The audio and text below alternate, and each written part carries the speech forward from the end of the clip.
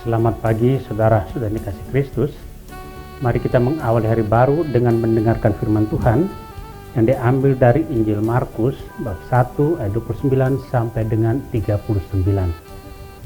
Tuhan bersamamu. Inilah Injil suci menurut Santo Markus. Sekeluarnya dari rumah ibadah di Kapernaum, Yesus dengan Yakobus dan Yohanes pergi ke rumah Simon dan Andreas. Ibu mertua Simon terbaring karena sakit demam. Mereka segera memberitahukan keadaannya kepada Yesus. Yesus pergi ke tempat perempuan itu dan sambil memegang tangannya, Yesus membangunkan dia, lalu lenyaplah demamnya. Kemudian perempuan itu melayani mereka. Menjelang malam, sesudah matahari terbenam, dibawalah kepada Yesus semua orang yang menderita sakit dan yang kerasukan setan. Maka berkerumunlah seluruh penduduk kota itu di depan pintu. Ia menyembuhkan banyak orang yang menderita bermacam-macam penyakit dan mengusir banyak setan.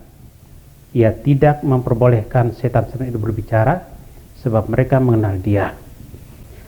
Keesokan harinya, waktu hari masih gelap, Yesus bangun dan pergi keluar. Ia pergi ke tempat yang sunyi dan berdoa di sana. Tetapi Simon dan kawan-kawannya menyusul Yesus. Waktu menemukan Yesus, mereka berkata, "Semua orang mencari Engkau." Jawab Yesus, "Marilah kita pergi ke tempat lain, ke kota-kota yang berdekatan, supaya di sana juga aku memberitakan Injil, karena untuk itu aku telah datang." Lalu pergilah Yesus ke seluruh Galilea, memberitakan Injil dalam rumah-rumah ibadat mereka dan mengusir setan-setan. Demikianlah sabda Tuhan. Saudara terkasih, tema yang kita renungkan hari ini adalah kehadiran yang menyembuhkan. Dalam Injil hari ini, Tuhan menyembuhkan ibu mertua Simon yang sakit, demam keras. Tuhan Yesus juga menyembuhkan banyak orang dari penyakit dan mengusir setan-setan. Tuhan Yesus sangat memahami penderitaan manusia dan Dia ingin agar manusia mengalami kasih Allah yang sungguh menguatkan dan menyembuhkan. Kehadiran Tuhan Yesus menjadi tanda bahwa Tuhan selalu hadir untuk manusia dalam segala situasi, terutama dalam situasi yang sulit dan membutuhkan pertolongan. Dia hadir dalam peristiwa-peristiwa sederhana dan orang-orang yang sederhana. Sering kita merasa sakit dan mengalami penderitaan karena dosa. Bahkan mungkin pikiran dan hati kita selalu dirasuki oleh setan sehingga melakukan hal-hal yang bertentangan dengan kebaikan.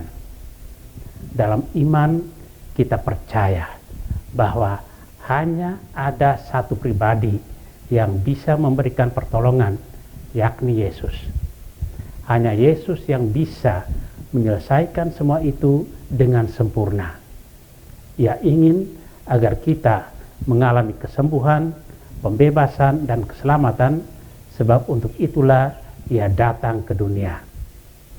Tempat-tempat dan kota-kota lain yang dikatakan Yesus dalam Injil hari ini menunjuk pada diri kita masing-masing. Yesus ingin berkunjung ke dalam hidup dan diri kita untuk memberikan penyembuhan dan pembebasan. Jika kita tidak bisa datang untuk mencari Yesus, kiranya kita membuka diri dan membiarkan Yesus menjamah hidup kita agar kita mengalami kesembuhan dan segala sesuatu yang kita alami. Ingatlah bahwa hal itu Yesus lakukan karena kita sangat berarti. Saudara terkasih, kita adalah pengikut Kristus, maka kita berkewajiban pula untuk senantiasa mematahkan kekuasaan iblis itu mulai dari dalam diri kita, seperti egoisme, nafsu, serakah, sombong, dan seterusnya, dan benar-benar mewartakan kerajaan Allah kepada segala bangsa yakni keadilan, kedamaian, kebenaran, cinta kasih, pengampunan, dan seterusnya. Di mana ada cinta kasih, di situ Allah hadir. Di mana Allah hadir, di situ kerajaan iblis dipatahkan. Tuhan memberkati kita.